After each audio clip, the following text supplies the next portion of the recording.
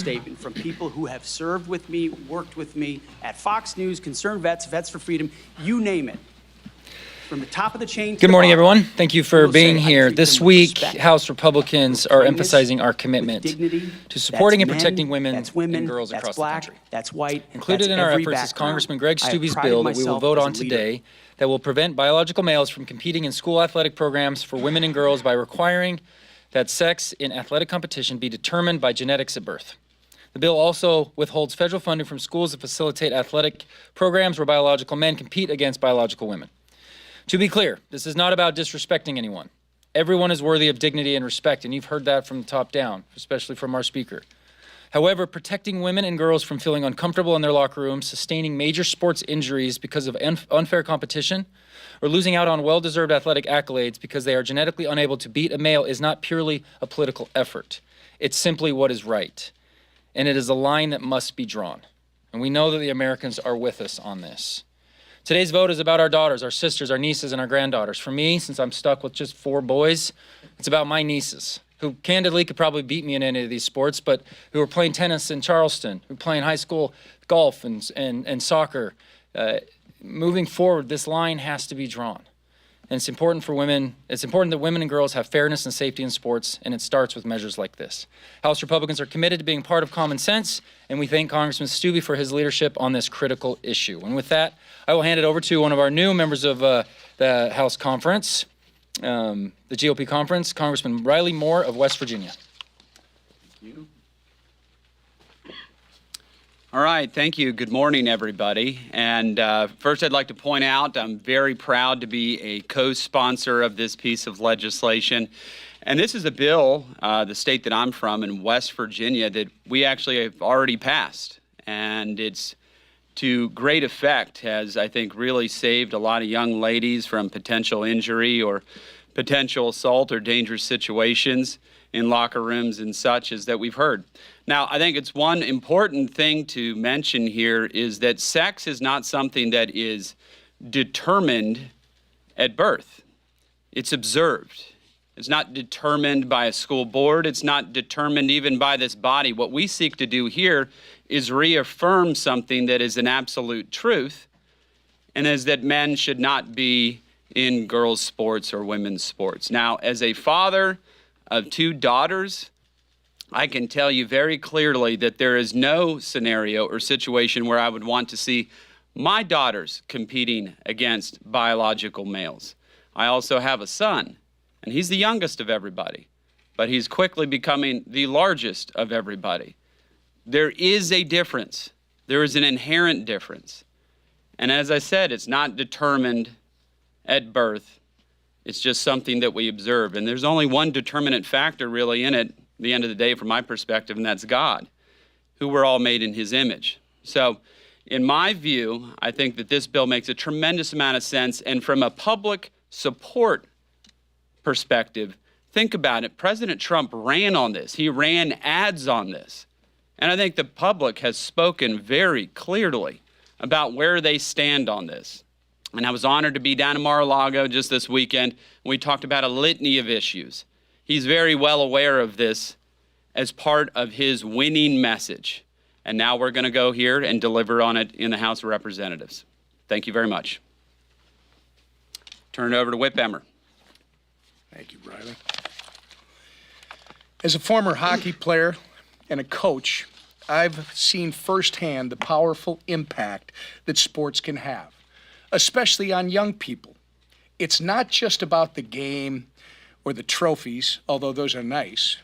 It's about the lessons you learn along the way, discipline, the value of hard work and working together as a team, and the importance of setting a goal and seeing it through. But now, unfortunately, that space is being undermined. We've watched the radical left take what was once a fair and clear playing field for female athletes and turn it into a political minefield.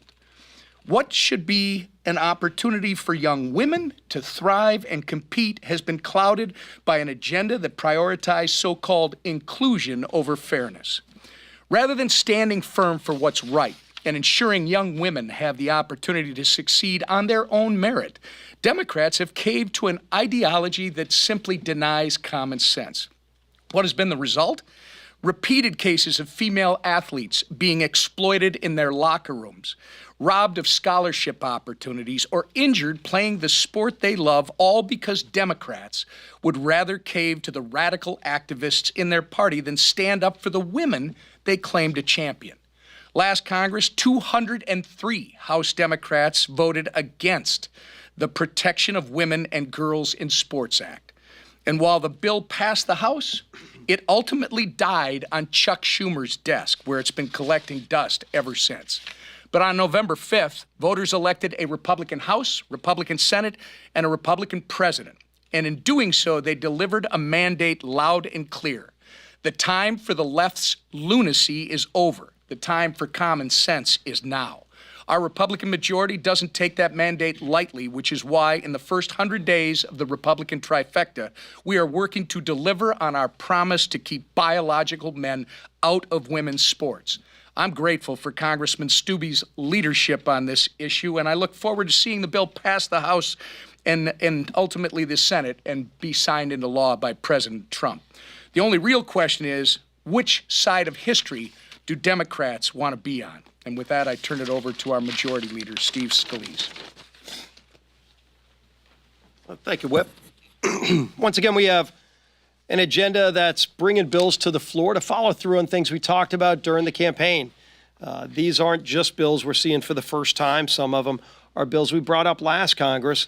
But as the Whip pointed out, as we would pass a lot of these bills, the Senate under Chuck Schumer refused to take any of them up, refused common sense policies because they just wanted to continue bowing to the radical left. You saw it with the Laken Riley Act. And I remember back last Congress when we had the Laken Riley Act, there were some, even some in this room, that would question, well, why are you bringing a bill like that if you know the Senate's not going to bring it up? Isn't that just a messaging bill? And we said, no, it's smart policy. It's the right policy. And we're going to stand up for what's right, whether the Senate will do the right thing or not. And so ultimately, if you look at what happened with the Laken Riley Act, Mike Collins' bill not only passed again this time with more Democrat support, so very bipartisan out of the House, as it was last Congress, but now we have a willing Senate with Senator Thune as the majority leader willing to bring the bill up. And that bill will likely be the very first bill that President Donald Trump gets to sign when he becomes the 47th president of the United States. So just like with some of the other bills, we're going to continue to stand up for what's right. This week, you're seeing a few of those. One of the most common sense bills that we've had is the bill that says men cannot play in women's sports. I traveled all across the country during the election cycle, and this came up everywhere you went. People don't understand why it's even an issue that Congress won't resolve. And when you tell them, well, we passed a bill out of the House, but the Senate wouldn't even take it up. Believe me, it was a factor in a lot of those races.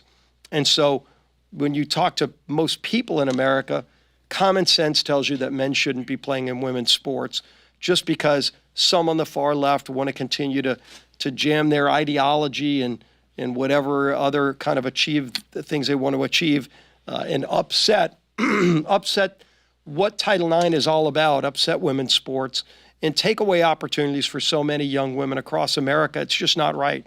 And so we're going to stand up for what's right. Again, we're going to bring that bill to the floor, just as we're going to bring Nancy Mace's bill that says if somebody is here illegally and they're also committing assault and violence against women, that's a deportable offense. Again, similar bill that we brought last time, passed out of the House. Chuck Schumer refused to bring it up in the Senate. I think we're going to see a different approach from this new Senate. You know, when people say elections have consequences, the consequences are already being seen and felt in the terms of actual good policy, not only making it through the House, but actually coming up on the Senate floor for real votes now. And when you see President Trump get sworn in next week, it's going to be an exciting day. But it's going to be an exciting time for the country because it marks a new beginning for America. Now, we've been preparing for this moment for a long time.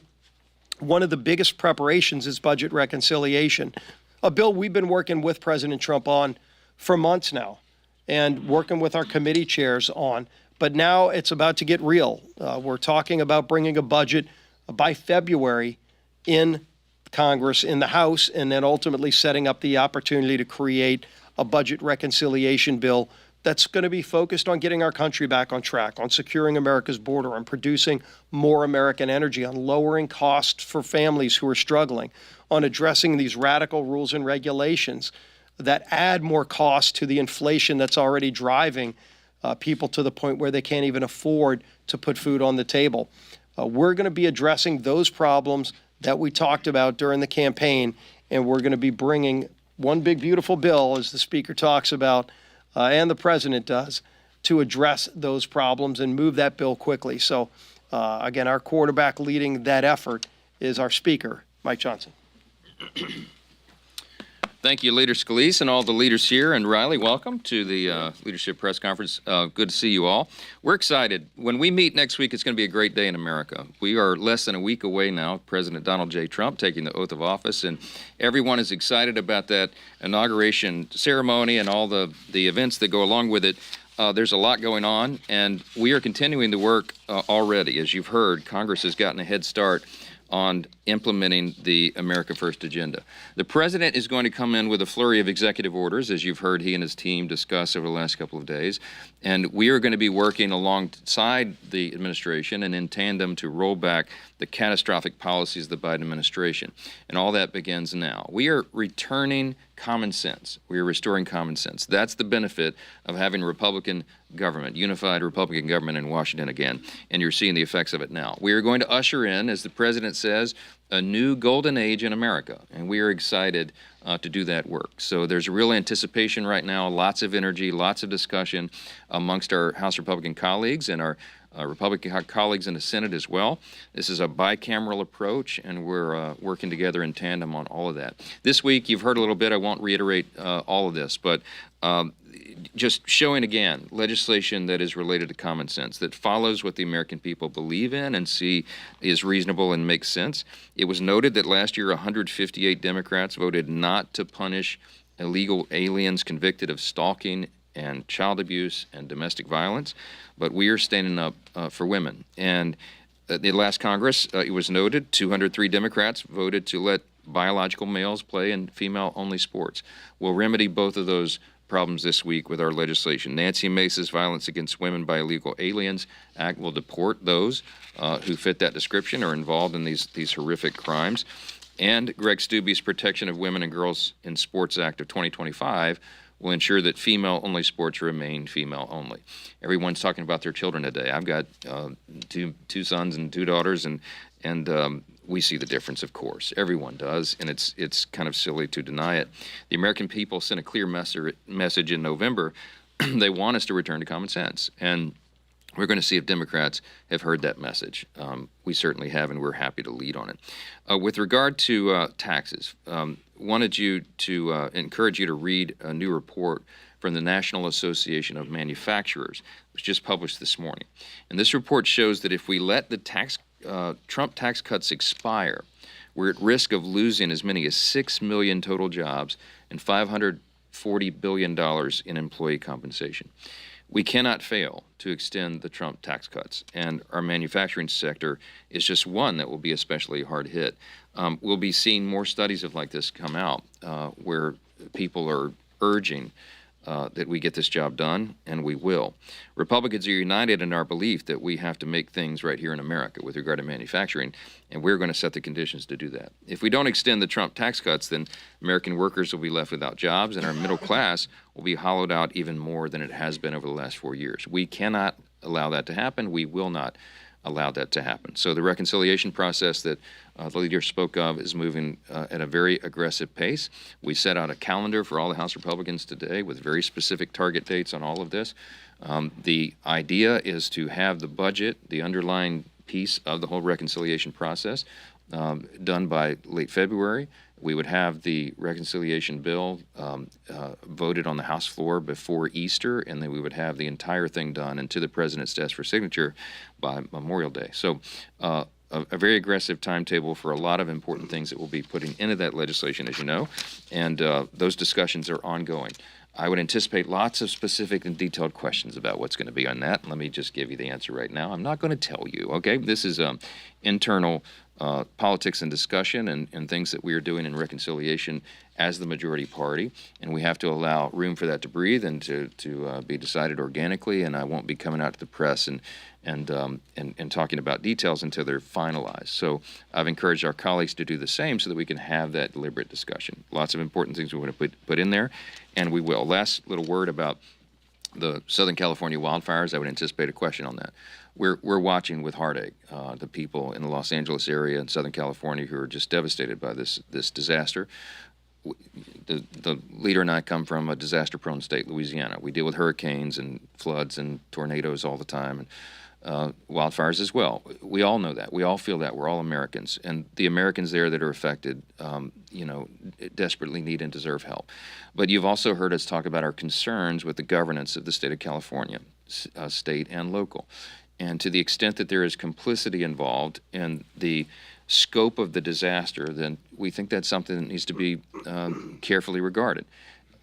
You've heard the word conditions on aid. We're not projecting in advance what this will be. First of all, you have to understand the fires are still raging, and no one knows what the ultimate cost will be. It takes some time to make estimates and all of that, and that deliberative process will go forward. And the way it works, as you know, is the administration will submit a request, a disaster supplemental request to Congress. That goes through the Office of Management and Budget. This is a long, deliberative process that we've gone through many times. So it's premature right now for anybody to say what that number will be or what the scope of that supplemental legislation would entail. I'm told, and I heard this morning as well, I spoke to President Trump about 90 minutes ago. I think he's planning to go make a trip himself to Southern California to see the disaster himself, and we will follow the administration's lead on this. But I will say that we have to make sure there are safeguards on the precious treasure of the American people. There are natural disasters, of course, but if they are made much worse by human error and deliberate policy choices that were unwise and were stated as such at the time, then I think that that's something that that needs to be carefully regarded. With that, I'll take a few questions. I know we're running over time this morning. Chad. Good morning. I know you talked about it's going to take months to figure this out here, but how does the disaster in California and the approximate, unknown, staggering price tag that's ultimately going to come in on this make it harder to get budget reconciliation through because you're going to have to do a supplemental? You just did $100 billion for the Carolinas and Florida last fall, and the idea that there's going to be tornadoes, there's going to be earthquakes, there's going to be hurricanes, as you well know. Doesn't that complicate this inherently? And then there's going to be some other natural disaster in the next 3 or 4 months, and somebody's going to say, we need money for that, and doesn't that complicate this process of cutting spending? Well, it probably does. Let me make clear and echo, frankly, what the FEMA Administrator Criswell said in media reports over the last few days. FEMA is well funded right now. We just did that. You noted in December we filled up the disaster relief fund again and the small business disaster loan program. So they have sufficient resources to address the immediate needs there. We'll have to calculate what the rest of it is. You ask a good question, Chad, and that is, how can we be good fiscal stewards of the public's treasure and fulfill the responsibilities of the federal government that are appropriate? It's a delicate balance. I mean, there's a lot of my colleagues, and I feel the same, that we should be paying for disaster relief. That's an ongoing dialogue around here as well. It'll be part of the reconciliation discussion and debate, the very thoughtful debate that's had. No one wants to leave any American who is in need hanging, so to speak, right? But at the same time, we recognize we have a $36 trillion federal debt, and we have to balance these needs. It's about priorities, and the federal government can and should do a better job about putting money away for a rainy day, so to speak. I mean, we're working on deficits now. We've got to turn that around, and so you'll hear a lot of thoughtful discussion and deliberate backroom debate about how we can change that trajectory. We have a responsibility to do it. So it doesn't mean we're going to leave any Americans without the appropriate need and appropriate supplemental disaster aid and all that from the federal government, but it's got to be done very carefully. So I don't have all the answers this morning, Chad, but this is part of the discussion, and it will be a big piece of it. So you're right to note Last it. question. Second row right here. Yes, sir. Thank you, sir. Attaching the disaster relief and the debt limit was seen as a path to bipartisan bipartisanship, but Democrats say that's unacceptable.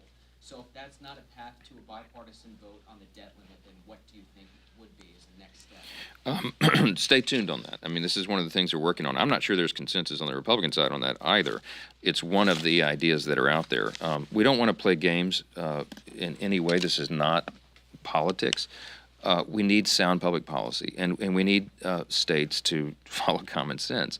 They've not done that in many respects in California, and I won't litigate all that here this morning, but there'll be lots said about that in the days ahead. I saw the LA Times retracted its endorsement of the mayor of Los Angeles, and they noted in their paper that, gee whiz, competency actually is really important when you're electing local officials. So welcome to reality. I think this is a conversation that a lot of Americans are going to be having, and I think they're going to demand of Congress real safeguards, real accountability when we send out disaster relief. So we'll see where all that lands. I'm just telling you that we're going to look at this very honestly, and it's not political. We have to do the right thing for the people at a time when our fiscal house needs to be made back in order. We'll get back to y'all soon. Thank you.